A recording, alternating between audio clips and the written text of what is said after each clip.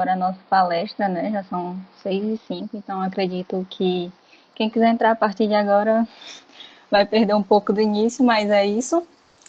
E a nossa palestra é organizada pelo PET de Mecânica Elétrica e tem como tema Fundamentos de Propriedade Intelectual. O nosso palestrante de hoje é o professor Fabrício Cavalcante.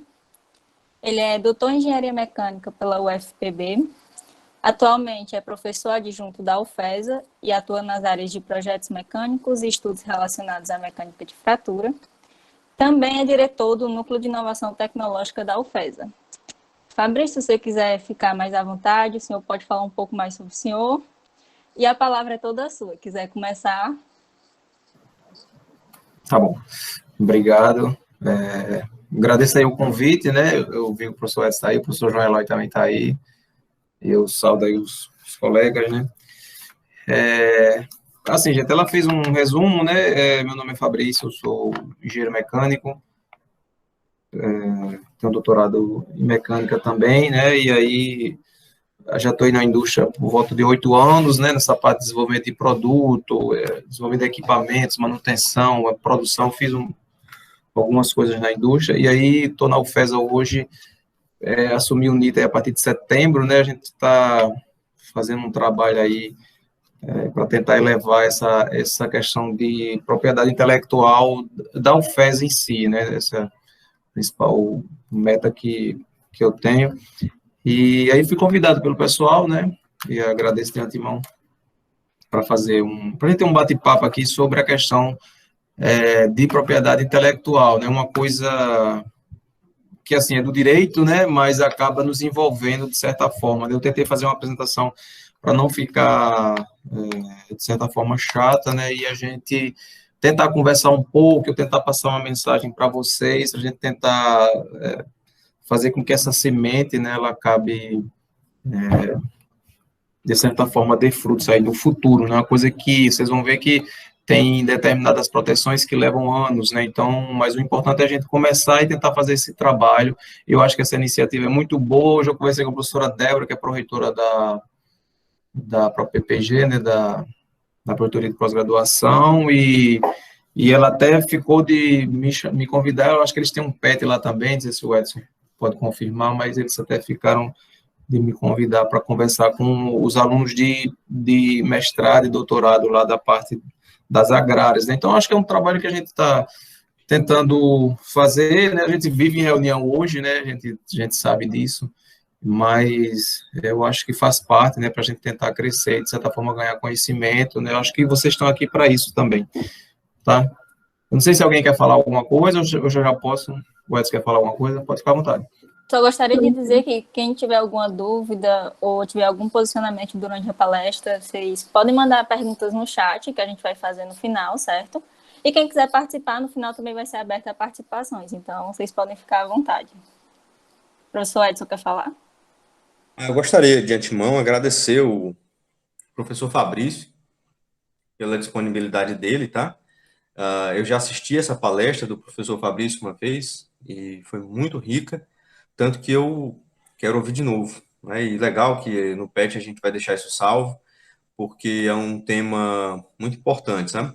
E eu penso que é abrangente demais para todas as engenharias, né? Porque a gente tem muito desenvolvimento dentro da universidade, o próprio aluno de graduação participa de muita atividade de desenvolvimento e muitas vezes a gente não protege, né? Não faz a patente disso tudo, né?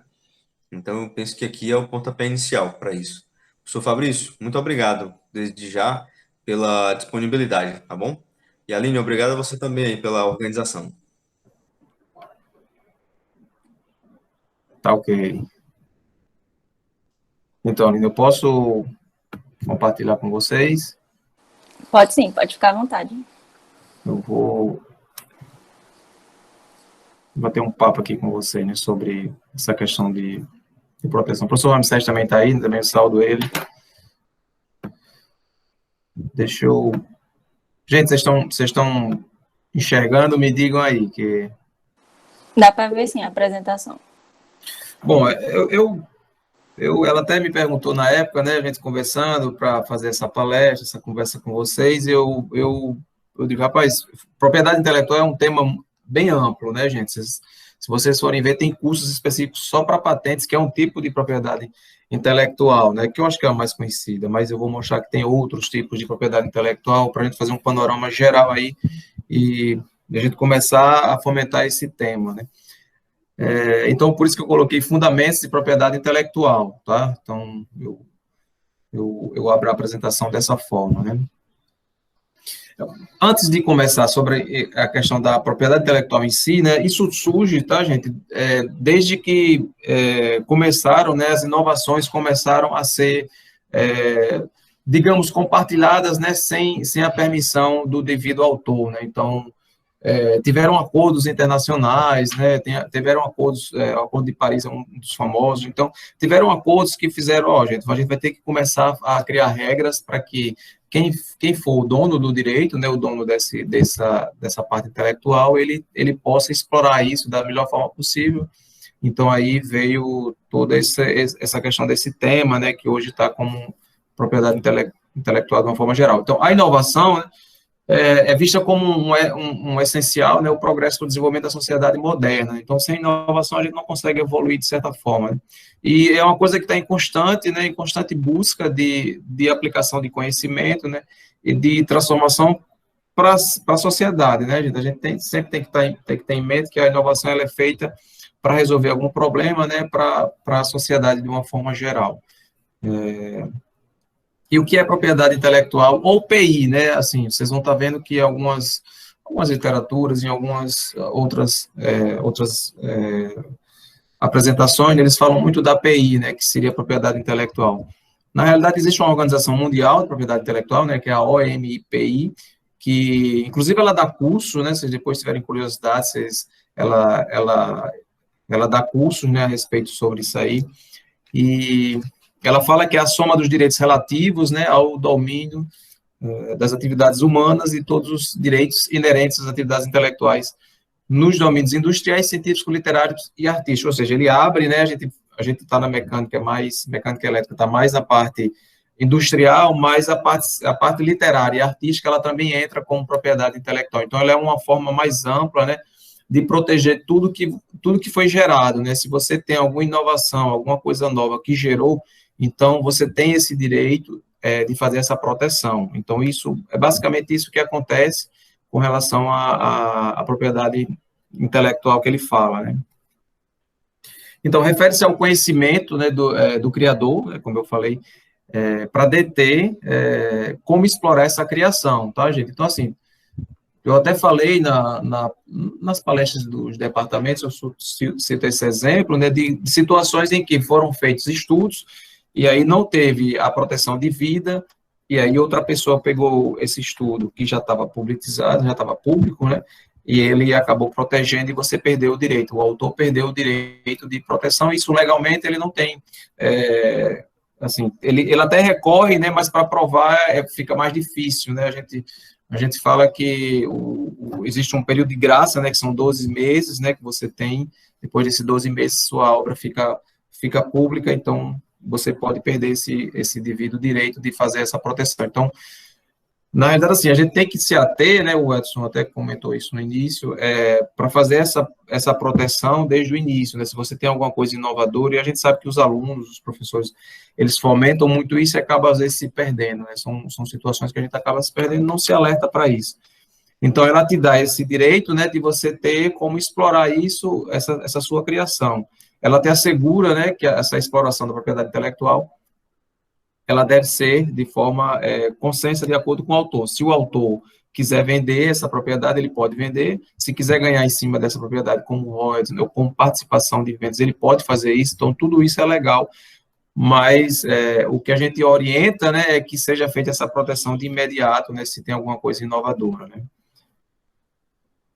Então, a propriedade intelectual, gente, ela se divide em 3 grandes ramos, né, que a gente chama de direito do autor, tá, que é uma coisa que a gente não está muito ligado, mas acabou os programas de computadores, né, isso aqui eu até lendo, eles acabaram se encaixando no direito do autor, e porque eles não conseguiram encaixar nos outros 2 tipos, né, e ele ficou também como um ponto forte das universidades, são os programas de computadores. Mas aí tem tem o direito do autor propriamente dito, né, o direito conexos e os programas de computadores, que esse ramo chama-se direito autoral. Propriedade industrial, que seriam as patentes, que eu acho que são as mais conhecidas, né, gente? A gente sempre escuta falar sobre as patentes, patente de invenção ou patentes de modelos de utilidades, eu vou estar comentando um pouco cada um desses tipos. As marcas, tá? As marcas, que hoje tem marcas que são mais valiosas até porque a própria empresa, a gente sabe disso, tá? Os desenhos industriais e as indicações geográficas, né? E a proteção sui generis, né, que chama-se, que é o terceiro ramo, são os cultivar, as topografias circuitos integrados e os conhecimentos tradicionais. Então, tudo isso aí, todos esses três ramos, eles são contemplados como propriedade intelectual, né? Existe uma lei, tá, gente? A Lei 9.279, de 96, que ele regulamenta até todos esses direitos e obrigações relacionadas a essas propriedades. Então, eu vou conversar um pouco sobre direito autoral, tá? O direito autoral nada mais é do que um direito exclusivo de utilizar ou de dispor de obras literárias, artísticas ou científicas, tá? Então, sei lá, um livro, né? A pessoa fez um livro, ele pode fazer esse registro dessa obra, né, que no caso, para livro, seria a Biblioteca Nacional. Então, você consegue registrar isso e você ter esses direitos, né, para que não seja reproduzido sem autorização. E tudo que a gente está conversando, tá, gente? A gente está conversando de propriedades intelectuais, e que são tipos de propriedades intelectuais, e que essas propriedades intelectuais devem ser necessariamente protegidas, tá? Então, a orientação que se dá, e se você for olhar a lei, todas as leis, elas pedem para fazer essa proteção para que você não tenha a perda desse direito, né? Na verdade, é isso que acontece. Então, os direitos autorais, eles visam proteger obras como os livros, músicas, tá, gente? Músicas é um direito do autor, no caso, revistas, fotografias, né? Então, artigos, letras de música, né? Esculturas, então, projetos arquitetônicos, né? Eu estudando isso aí, a gente até vendo a planta de uma obra lá da UFESA, né, que foi feito por um arquiteto, e a gente conversou com outro arquiteto, ele disse, não, eu não posso mexer porque isso aí tem o direito do autor, e é isso que acontece, tá, gente? Então, assim, você faz uma casa, né, então você vai mudar legalmente, você tem que pedir autorização para o arquiteto, então é algumas coisas que estão no nosso dia a dia, né, e a gente não consegue enxergar. Por exemplo, a questão do CONFEA, até coloquei aqui, do CONFEA-CRE, né, que eu sou conselheiro de lá, o Edson já foi conselheiro também, já passou por lá, e na verdade, quando você faz uma ART, né, notação de responsabilidade técnica, você está dizendo que aquela obra é sua. Então, tudo isso a gente às vezes faz e não enxerga, né, que realmente tem uma parcela de responsabilidade daquilo ali, realmente você é o autor de tudo aquilo que é feito, né, então, é isso que acontece, tá? Então, isso aqui estão alguns exemplos, né, que a gente vê, e o direito do autor, que é um ramo do direito autoral, tá, gente? Da propriedade autoral, né? Ele enfatiza isso, tá? Outra coisa são os direitos conexos, tá? Não tem muita coisa a ver com as engenharias, mas a gente está só comentando aqui com vocês para a gente ter uma noção do panorama geral. Isso aqui é o seguinte, quando você tem, sei lá, o autor fez a música e o intérprete, ele foi e cantou essa música, então, ele é o cantor dessa música, ele vai interpretar essa música, então, esse direito conexo é o direito que ele tem em relação àquele direito do autor. É mais ou menos uma pessoa escreve um filme e os autores, eles fazem a encenação, então eles têm um acordo, né, que fazem com que aquilo que foi escrito, né, só pode ser interpretado por aquela equipe, né, por aquele autor. Então, isso aí entra como um direito conexo, é mais ou menos isso que eu estou... Ele tem ligação diretamente com o direito do autor, essa questão dos direitos conexos, né? E aí os programas de computadores, né, gente, que a gente, assim, tá mais no nosso ramo, né, e os programas de computadores são os softwares, né, eles são definidos como um conjunto de instruções destinadas a processamentos, né, produção, interpretação e transferência de dados, né? Ele deve ser uma criação intelectual e apresentar a possibilidade de reprodução, ele tem que ser reproduzido, tá? E vocês terem uma ideia, o direito de proteção dos programas de computadores são válidos por 50 anos. Então, quem faz esse registro é o INPI, que é o Instituto Nacional de Propriedade Industrial, eu vou comentar um pouco mais à frente sobre o Instituto, e você faz esse registro e você paga uma taxa lá, e você, quando o registro vai ser avaliado, logicamente, né, para ver se ele merece esse registro do direito, né, e aí você fica com esse poder de fazer essa negociação ou de usar da melhor forma possível essa questão do programa de computador. Na UFESA, a gente nós já temos, quando eu entrei no NIT, nós tínhamos 21 programas, pedidos de registro, né? A gente está fazendo esse trabalho de formiguinha, a gente já conseguiu mais 10 programas, então a gente já está com 31 programas de computador, e nós temos muita coisa ainda para proteger, né? Então, eu mesmo estou pensando em fazer um programa, né, de computador envolvendo manutenção industrial. Então, assim, eu acho que a gente consegue, nós da engenharia, né, não sei se tem alguém fora da engenharia, mas de certa forma a parte tecnológica ela consegue contribuir bastante, né, com relação a esses programas de computador, né, e as patentes propriamente ditas. Eu acho que são os dois grandes ramos que a gente consegue entrar e deixar uma contribuição, né, e até proteger o que a gente for fomentar, né. E aí, com isso, a gente fecha a questão dos direitos autorais, tá? São esses 3 tipos que eu falei: o direito do autor, os direitos conexos e os programas de computadores, né, que eu acho que é o que a gente vivencia mais. O segundo ramo seria a propriedade industrial, tá? Ele se divide em 4 tipos, né, que seriam as patentes, né, as marcas, os desenhos industriais e as indicações geográficas. Existe até uma confusão entre patente e desenho industrial, né? Eu posso até depois conversar um pouco sobre isso, né? Mas existem alguns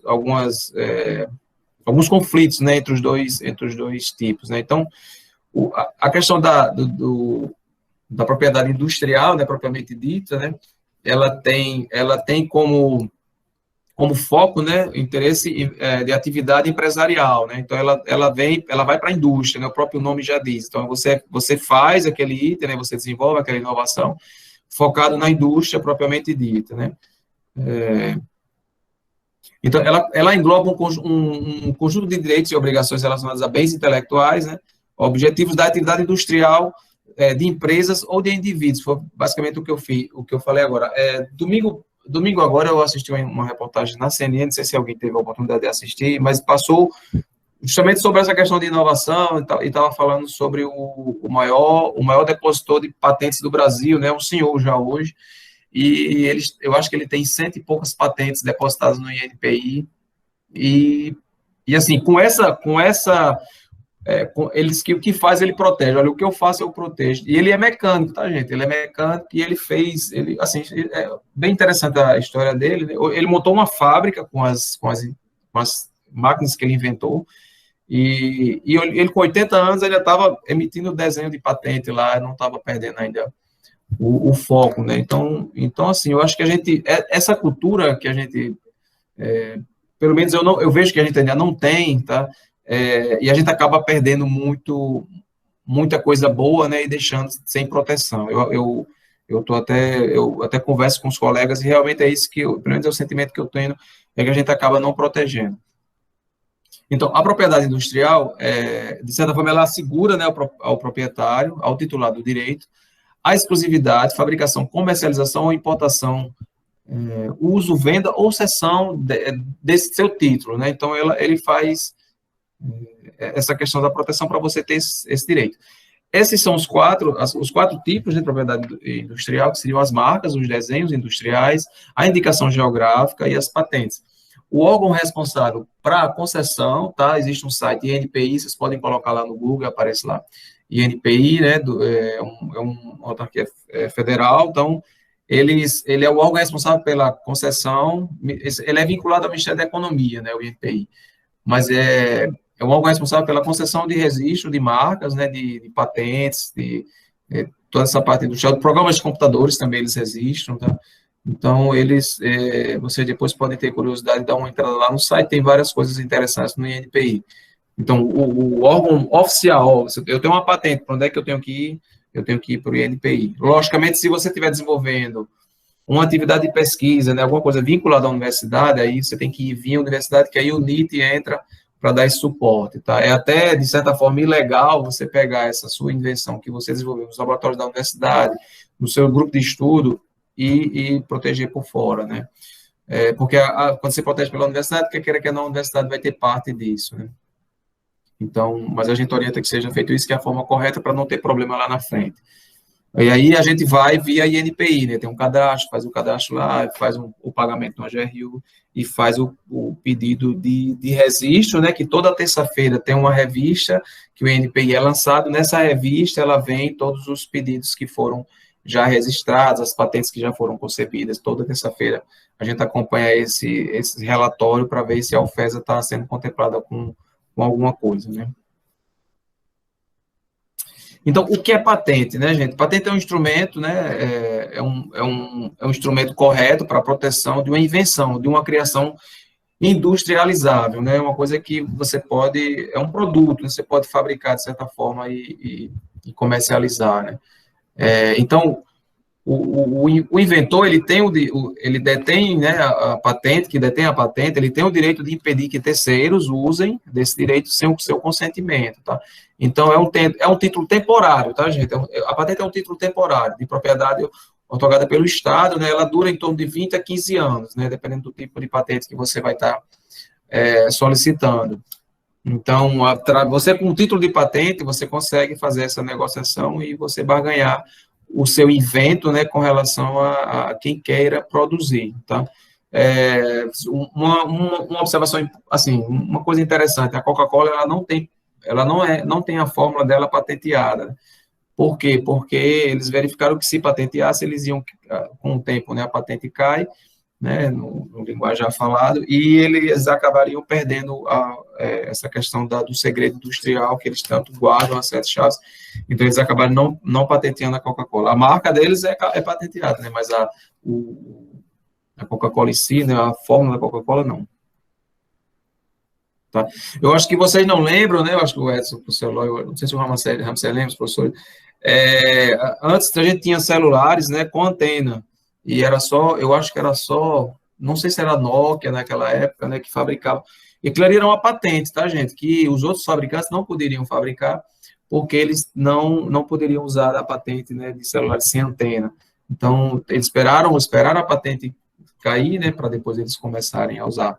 Isso aí é o que está sendo muito discutido hoje, né? A questão do coronavírus, quebra de patentes, o Supremo Tribunal foi em cima e querendo mudar justamente a lei, né, para essa questão do período de quebra de patentes. Aí os fabricantes não acham justo, porque eles, de certa forma, desenvolveram isso aí, tiveram custos, né, com isso, então eles querem colher essa questão dos recursos, né? Então, essa discussão toda entra. E eu vou mostrar mais adiante, né, a questão do tempo que a gente leva para ter uma patente, tá, gente? Que muita gente reclama, tá, mas existe toda uma análise em cima dessa documentação, certo? Então, a patente, ela é um título temporário, né, como eu falei, e ela é territorial, tá, gente? Se você fizer uma patente aqui no Brasil, você tira o registro da patente no Brasil. Se você for explorar esse produto nos Estados Unidos, tem que tirar a patente dos Estados Unidos.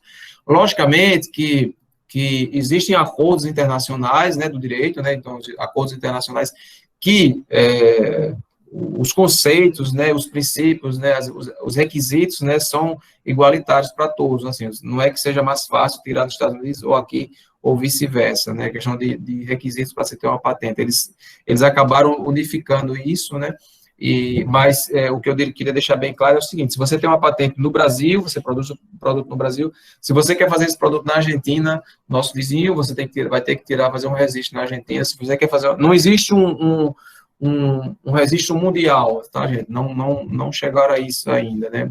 Então, qualquer país que você for, você tem que fazer isso. Aí vocês podem me perguntar: poxa, Fabrício, então eu posso ir lá fora, pegar uma patente que é feita lá fora e não tem aqui no Brasil e posso registrar aqui no Brasil? Poder até você pode, mas além de ser antiético isso, você pode ser penalizado. Por quê? O inventor, ele tem o direito, tá, se o produto dele, mesmo que ele não tenha patente em outro país, se for pego a ideia dele, né, se for, de certa forma, roubada a ideia dele, ele tem o direito de ir lá e entrar na justiça, né, e usar os meios legais, e acaba a patente, né, dessa pessoa que pegou seu invento e colocou em outro país, ela pode ser descredenciada e tudo mais, né? Tá? Então, o que é que a patente tem que ter, né, gente? Aqui é só uma figurinha para a gente até abrir um pouco a mente, né? Ela tem que ter uma novidade, né? Ela tem que ter uma atividade inventiva, né? Então, ela tem que ter aplicação industrial, isso é muito importante, e ela tem que ser suficiência descritiva, né? Ela tem que ser reproduzível, né? Então, a gente tem que pensar nisso também, né? Para não pensar em qualquer coisa. Por isso que os exames de patentes demoram, né? Eu confesso que no Brasil demoram muito mais que em outros países, né? Mas é devido à própria estrutura do governo. Eu acho que eu estava lendo a respeito, eu acho que são 300 e poucos analisadores de patentes no Brasil, então chegam muitos crises de patentes, então acabam acumulando e demorando um pouco. Então, a patente, ela pode ser dividida em dois ramos, tá, gente? A patente de invenção, que é aquela patente de uma coisa nova, né, um produto novo.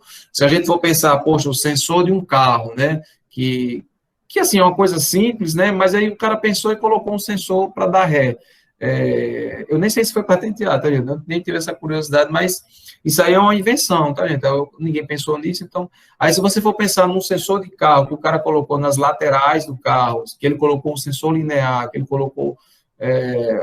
Ele aperfeiçoou esse sensor, então a gente chama de patente de modelo de utilidade. Então, assim, existe uma patente de invenção que ela tem até um tempo de prazo, né, por 20 anos, né, e a patente de modelo de atividade por 15 anos, que é alguma coisa que já existe e você melhorou. Então, existem essas duas, só que tem que ter melhoras expressivas, né, gente? Tem que ter melhoras expressivas, mas é possível você conseguir uma patente nesses dois sentidos. Basicamente, é isso aí que eu queria deixar essa diferença entre os dois tipos de patentes, né?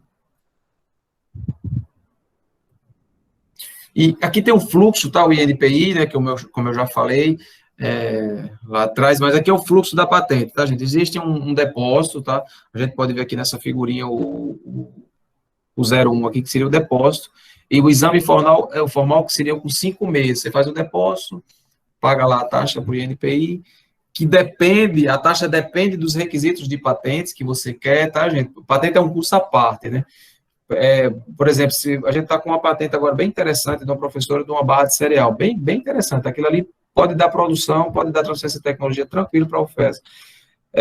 E ela colocou lá que ia ser 10 gramas, tal, a patente da barra dela, e a gente analisou, né, eu junto com os professores, que são os coordenadores do NIT, rapaz, abra mais um pouco, porque se alguém chegar com uma barra de cereal dessa, com 12 gramas, você perde sua patente. Então, esses requisitos de patente, que a gente chama, né, que a gente tem que aí o NIT entra para dar orientação sobre isso, né.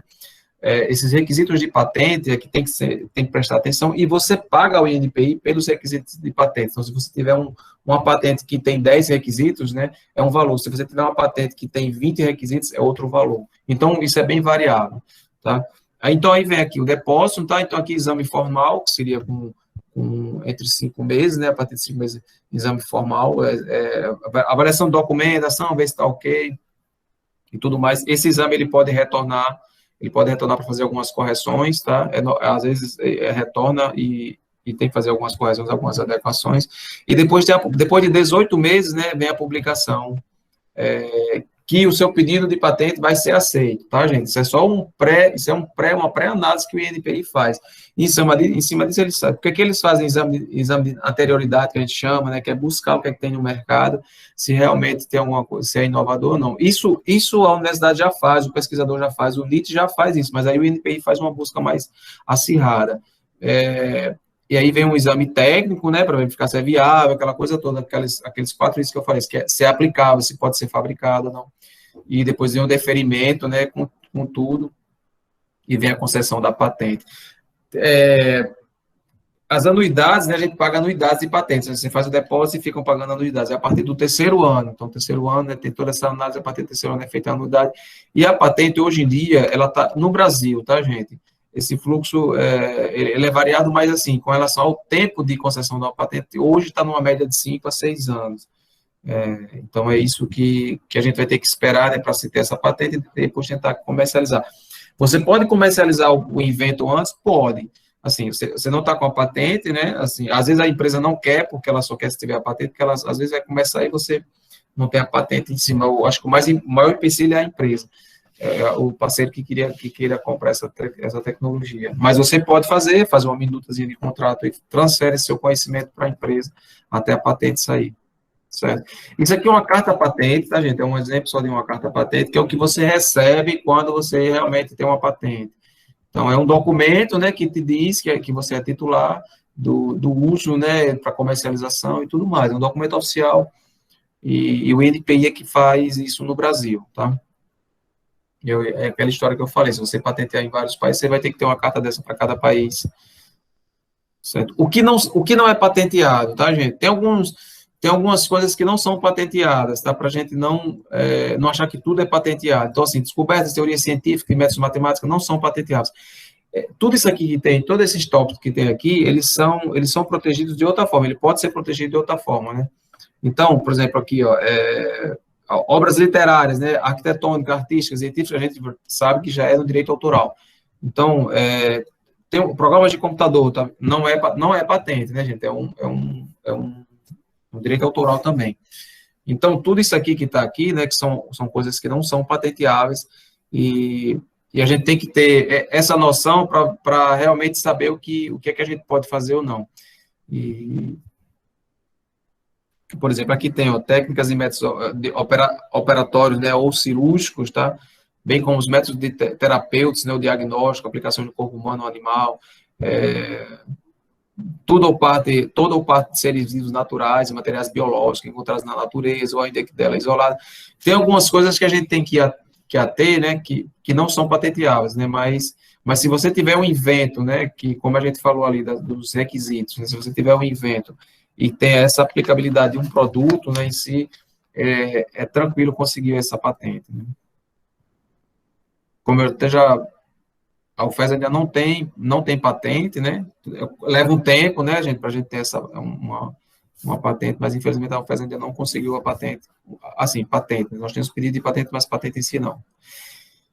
E aí, gente, eu vou entrar na marca, tá? Vocês viram que a propriedade industrial, ela é dividida em 4 tipos, né, que seria patentes, as marcas, a parte de indicação geográfica, né, e a parte deixa eu me lembrar aqui, gente, indicação geográfica e a parte de desindustrial, chegou, que é justamente que se choca muito com patente. Então, marcas é um nome, né, ou imagem, tá, ou sinal de comunicação, para identificação de um produto ou de um serviço, tá? E tem a finalidade de você fazer uma distinção, né, de identificação, de você fazer realmente uma reserva de mercado com relação àquele teu produto. A gente sabe que hoje tem marcas bastante conhecidas, você bater no olho, você já sabe que essa marca, né, ela tem um certo valor, e ela é diferenciada das outras, né? Então, a marca, ela veio para isso, tá? Então, eles acabaram fazendo essa proteção da marca também.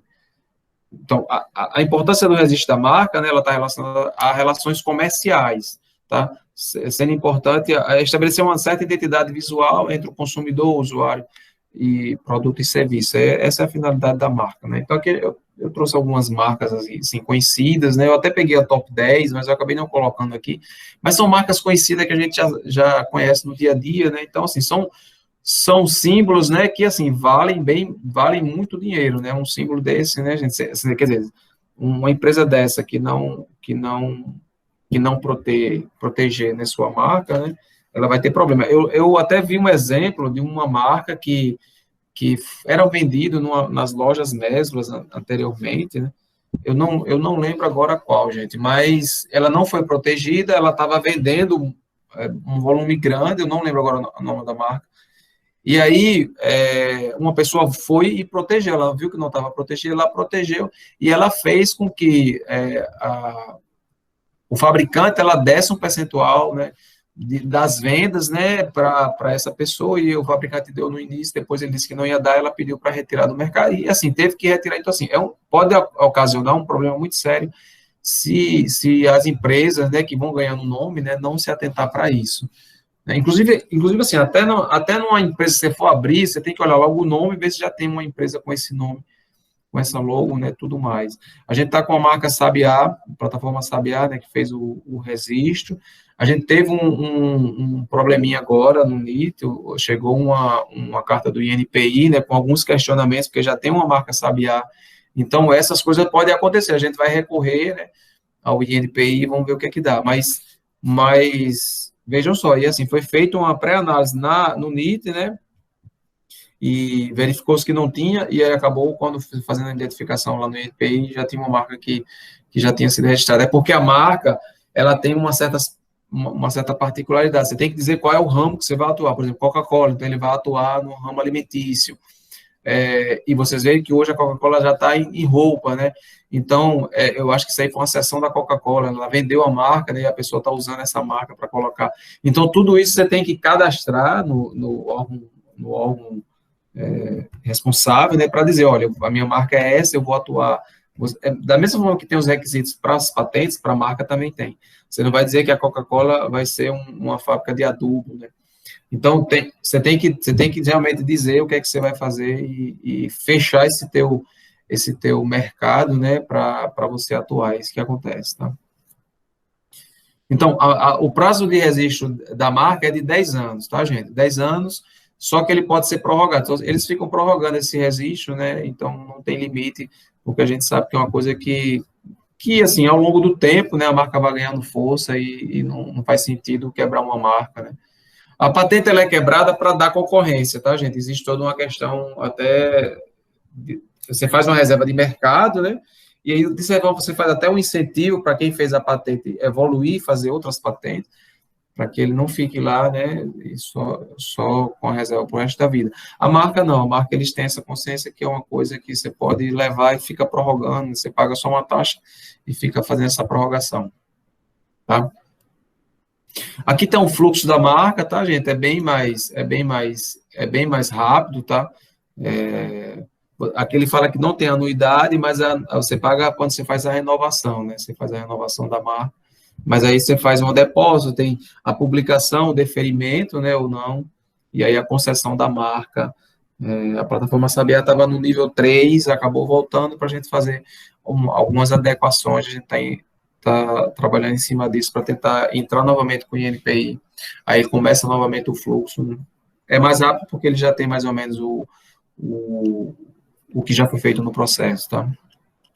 Então, existe a marca no INPI, tá? Existem normas legais, né, estabelecidas na lei da propriedade industrial, então, tudo é legalizado, tá, gente? E aí, as duas outras formas, né, de proteção industrial, ela vem o desenho industrial, então, assim, você faz um desenho de um carro, né, como tem aqui um esboço, mas aí você não tem a funcionalidade dele, ele entra como ele entra como registro de desenho industrial, ele não vai entrar como patente. Quando você faz a funcionalidade dele, aí você entra como patente. Então, tem muito conflito entre os dois temas, né, a questão do desenho industrial e das patentes. Então, é um desenho industrial de nova tecnologia, né, de produção em série, né, e do marketing comercial, tá? Eles é usado também para marketing comercial. Sei lá, uma embalagem de um leite que é feita de uma outra forma, ela entra como um desenho industrial, tá? Aí a funcionalidade dela, né, como é que ela vai usar, sei lá, a abertura dela, o fechamento e tal, aí é patente. Você pode entrar com os dois pedidos, e geralmente as indústrias fazem isso, elas entram com os dois pedidos, para realmente garantir, né, a questão do mercado em si com a sua invenção, tá? Então, aqui tem alguns exemplos de desenhos industriais, né, que foram pedidos registro, né? Então, enquanto a patente, a proteção dá características técnicas e funcionais, né, no desenho industrial são considerados apenas o design. Os designs, né, os graduandos em design, né, ou desenho industrial, em algumas universidades, eles trabalham muito em cima disso, né? Então, eles fazem essa questão do desenho industrial e eles protegem muito isso. Então, vocês podem ver que algumas universidades que têm o curso de desenho industrial ou de design, a parte de registro de desenho industrial é bem elevada, né? Na UFES, a gente já está sendo provocado, tem um professor que conversou comigo, para a gente fazer um registro de um desenho industrial. Então, isso tudo, às vezes, vem alinhado à própria patente, tá, gente? Tem que abrir o olho para isso. Às vezes, a gente faz só a patente, não faz o desenho, que é a parte de design, né? Apesar de não ser nossa área propriamente dita, mas se tiver como fazer isso, né? Se já tiver essa ideia, é bom que se faça, tá? Ele fala até aqui, até cores de tecido, né? Sei lá, formato do tecido, os designs lá, os desenhozinhos, pode ser registrado como um desenho industrial, você acaba protegendo isso, certo? Aqui tem só um exemplo de uma proteção. Aqui é um cabo para pintura, gente, pintura de rolo, né? Então, o cara fez o cabo com uma forma anatômica, tal, que seria mais fácil de você mudar refil, aquela coisa toda. E ele acabou fazendo o desenho industrial e fez esse registro, tá? Então, tem que ser uma novidade, né? Tem que ter originalidade, aplicação. Unidade de desenho, você tem que fazer um desenho, né? A princípio 3D, e tem que ter variações para que você tenha adequações, né, com o mercado em si. E, por fim, da questão da propriedade industrial, gente, a gente vê a questão da indicação geográfica. E é uma indicação que se dá da região, do local. Então, assim, você fez um produto. Isso acontece muito no Rio Grande do Sul, né? O Rio Grande do Sul tem muita proteção do Vale dos Vinhos, né? Então, se você vê, sei lá, em Portugal, né, o vinho do Porto, né, se você vê a questão do champanhe, essa conversa é bem famosa, né, que antigamente todo mundo usava champanhe e acabou protegendo, né, localmente a indicação geográfica, então ninguém pode mais usar, só na região de Champagne, que é na França, eles têm essa proteção e eles saem com isso. Então, isso é uma forma de você proteger o que realmente é feito naquela região. E aqui a gente tem alguns exemplos até da nossa região aqui, né? Então, o bordado de Caicó, ele é uma indicação geográfica que já está registrada. O melão de Mossoró, ele está registrado também. E aqui a indicação de procedência de Mossoró, isso aqui é com relação à fruticultura, né? Então, a Coex, você pode entrar até no site da Coex, né? Que é uma cooperativa grande aqui da região, ela tem esse selo de proteção para as frutas que são produzidas na região, na Mossoró e região, né?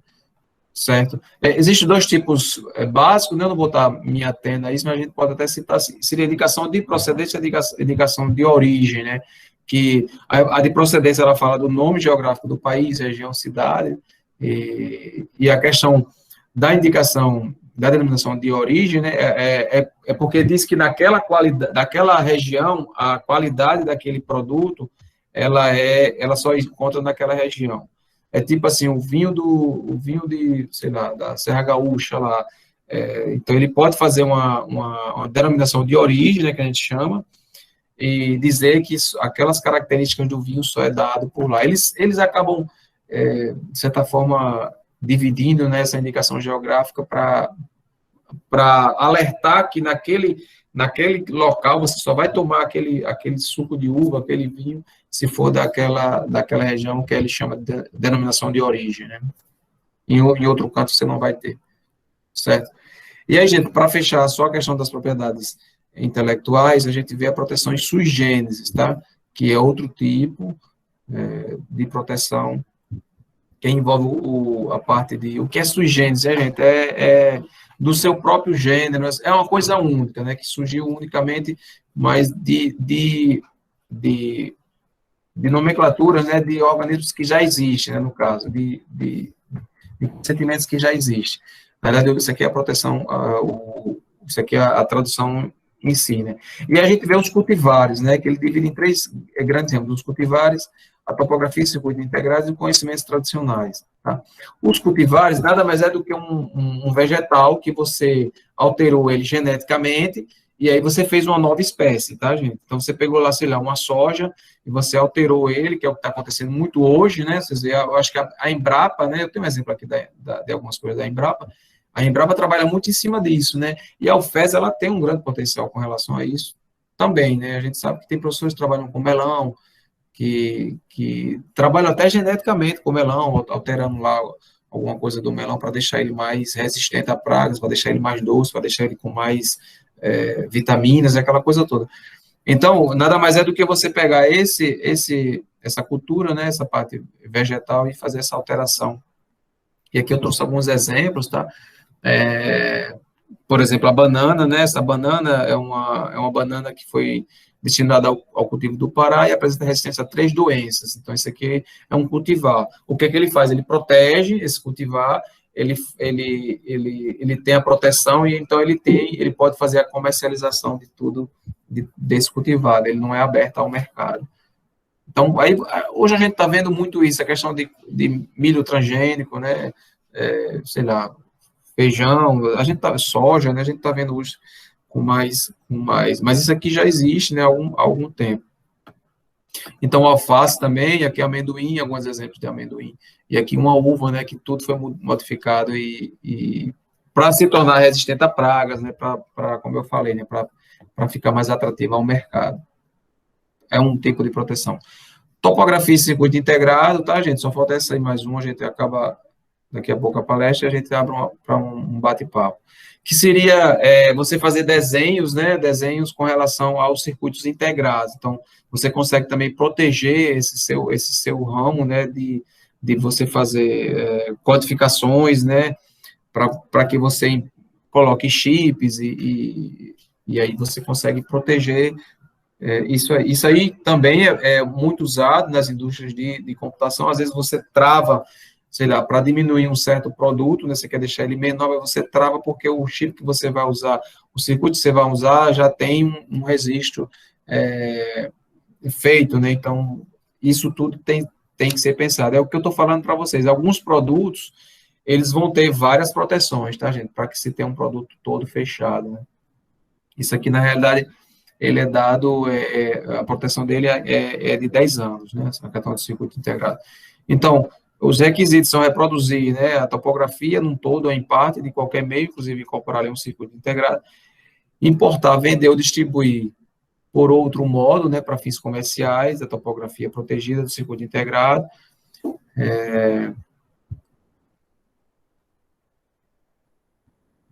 E aí, somente na medida, né, como eu falei, a questão da medida, quando você acaba alterando um produto, você não consegue, porque aquele circuito que você está pensando já está protegido.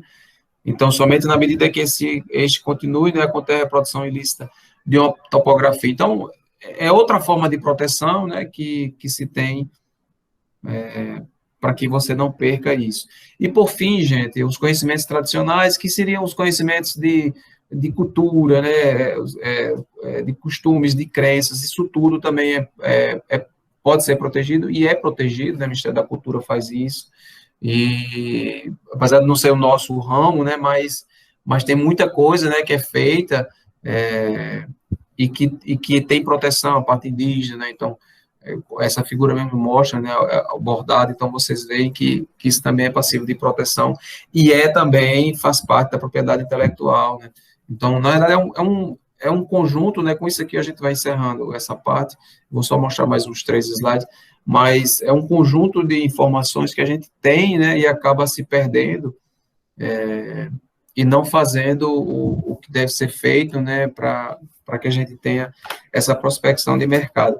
Aqui é uma figura que eu gosto bastante, que chama as tríplice L's, tá? A gente falou um pouco, né, sobre a questão da propriedade intelectual, e, de certa forma, tem vários ramos, né, como vocês viram, se a gente for pegar, poxa, Fabrício, vamos montar uma conversa sobre patentes, a gente consegue fazer isso nesse mesmo tempo ou mais, né, só uma conversa sobre patentes, né, assim, se aprofundando bem mais, ou sobre marcas, ou sobre programas de computadores, que eu acho que é o que domina as universidades de uma forma geral. Isso aqui fala o seguinte, gente, que a universidade, né, ela vem com conhecimento, né, a gente tem conhecimento para isso, e as indústrias, né, a sociedade, de uma forma geral, ela tem demanda, e aí o governo ele entra como o fomentador aí, né, a questão das leis, a questão dos incentivos fiscais, né, a questão dos aportes, né, para editais de pesquisa de inovação, então ele faz com que nós, né, da academia, né, a gente da academia, ele se aproxime o máximo possível da indústria. Essa distância ainda está muito grande, tá, gente? Eu confesso para vocês que ainda está muito grande. E se a gente tem portfólio de patentes, né, se a gente fomenta isso, se tem inovação, se a UFESA consegue aumentar esse portfólio, com certeza as indústrias vão começar a buscar a UFESA como diferencial. É um exemplo da própria Unicamp, o Edson.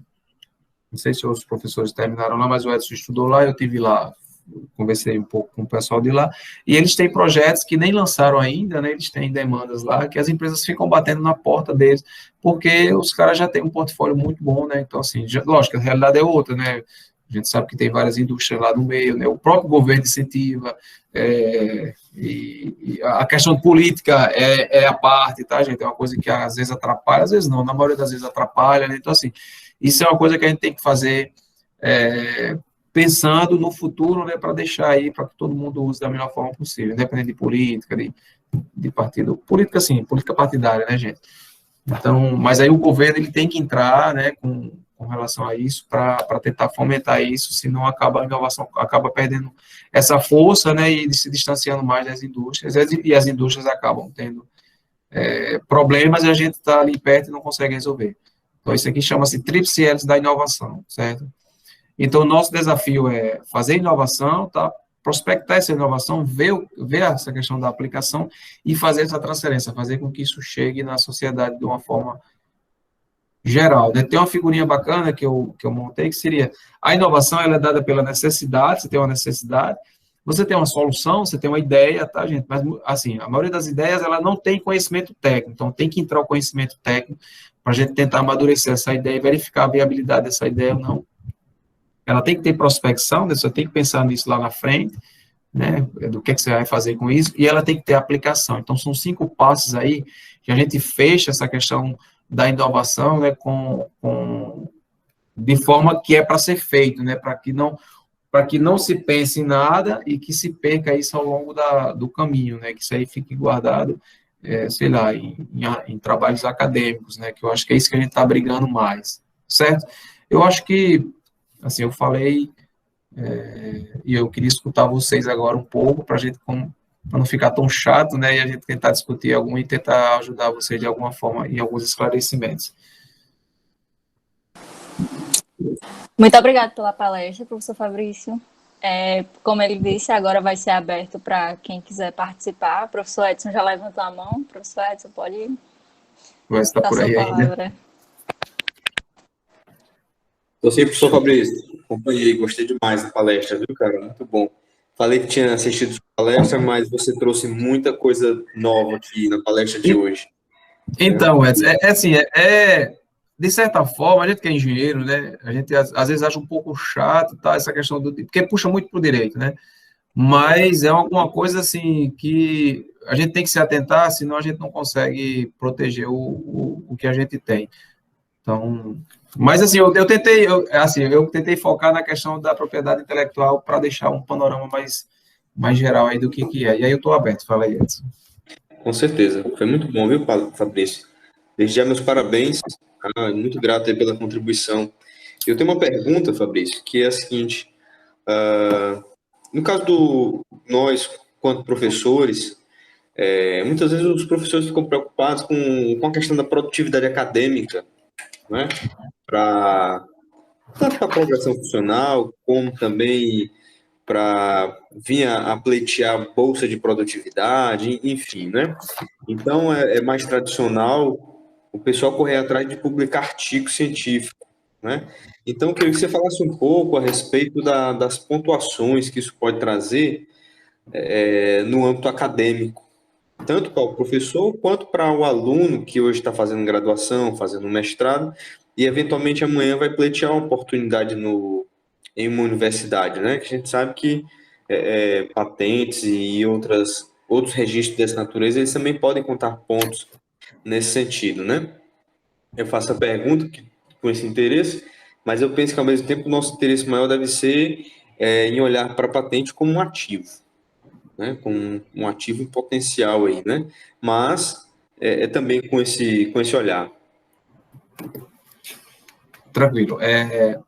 Então, assim, Edson, a CAPES, né, ela já mudou, ela tem avaliações dos cursos de pós-graduação, né, isso desce para as graduações.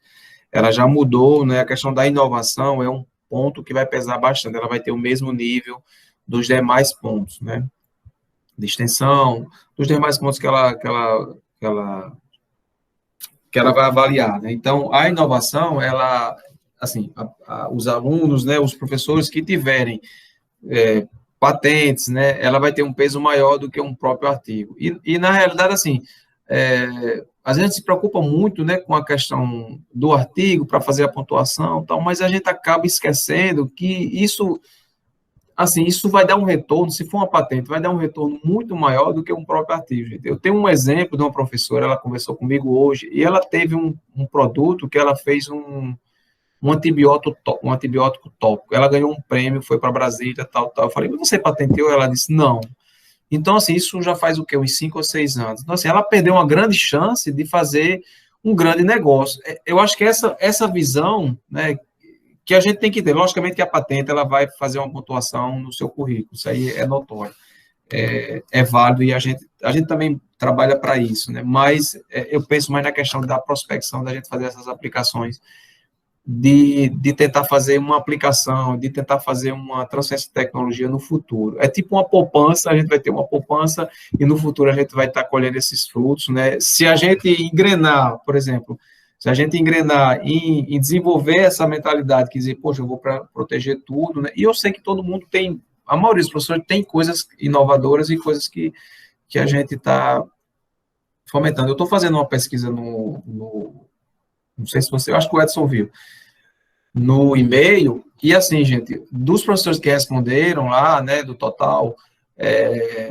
eu fiquei assustado com o número de, eles têm ideias inovadoras, mas mais de 82% não protegeram. Então, assim, a gente está perdendo muita coisa, né, e essa questão da pontuação, Edson, eu não sei te falar qual é o ponto, a pontuação que tem, né, mas eu acho que nos últimos editais que saíram, né, se eu não me engano, a patente ela é maior do que um artigo A1, né, que é o artigo maior que tem, né? A patente, assim, tem todo um trabalho, né, e tem toda uma demora para sair. Então, assim, aqui tem a maioria dos estudantes, né, eles pensem nisso também, né, deixem um registro de patente, né, quem puder, e aí lá na frente vocês vão estar colhendo isso. E, assim, eu acho que isso tem que ter um trabalho meio que contínuo, né? O cara fez um, e se empolgou, faz o outro e vai embora, entendeu? Acho que não é para fazer um e parar, não, tá?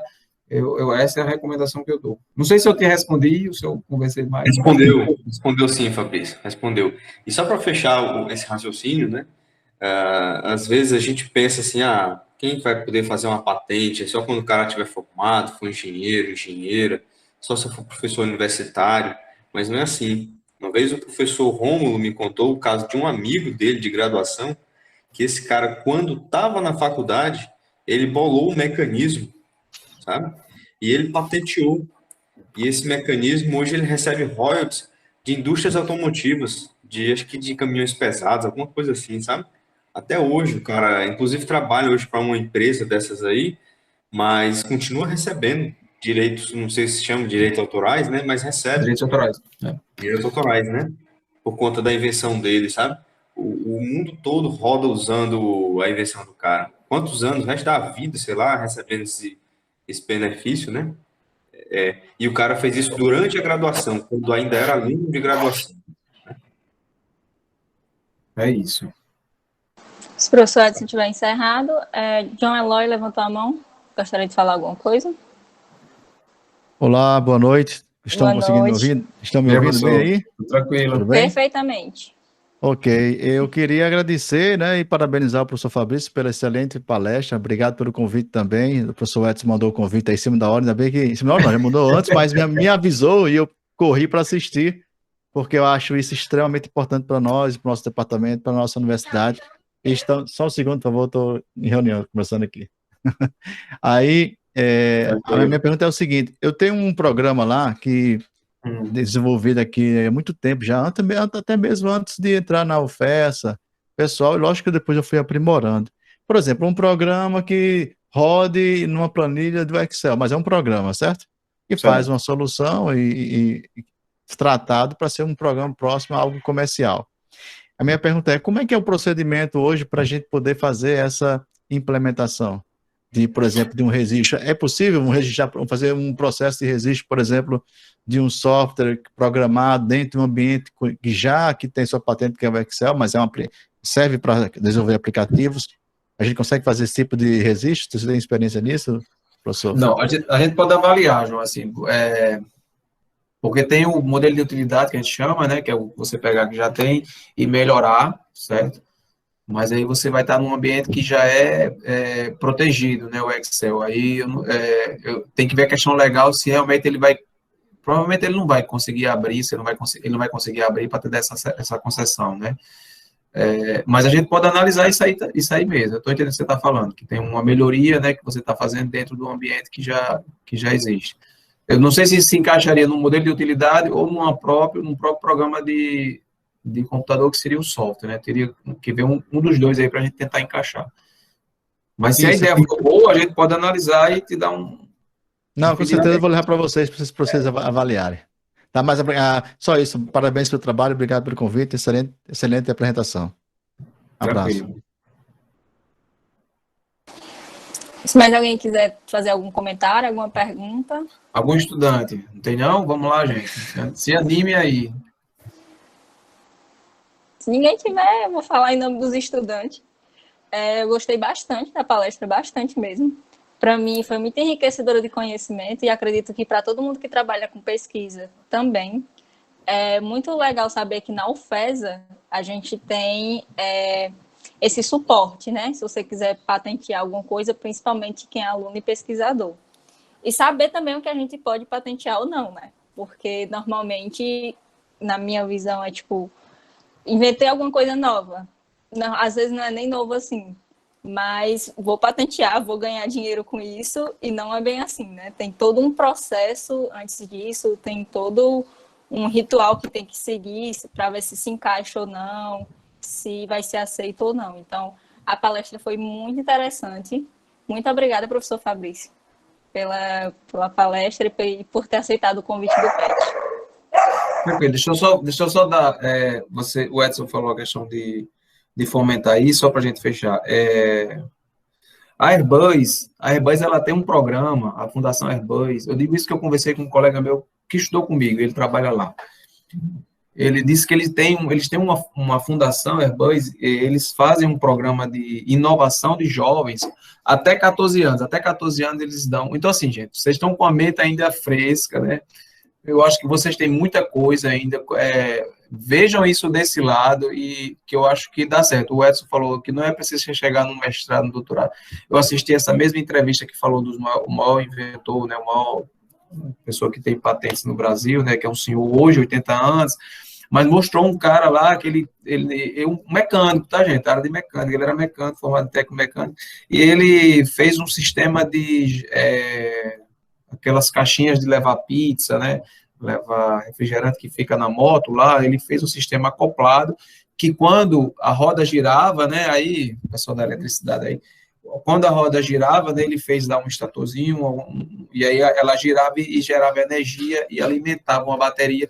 E a caixa que está acoplada na moto fica todo o tempo quente, e depois acabou ele fazendo isso ao inverso, ficava gelado. Então, assim, ele patenteou essa ideia, um cara simples, né, da indústria, e hoje ele está com uma baita ideia, já vendeu várias. Então, assim, eu acho que vocês têm que pensar nisso também, né? Existe a questão acadêmica, mas existe a questão de prospectar até uma aplicação no mercado. Vocês têm a vida ainda pela frente aí, dá para a gente...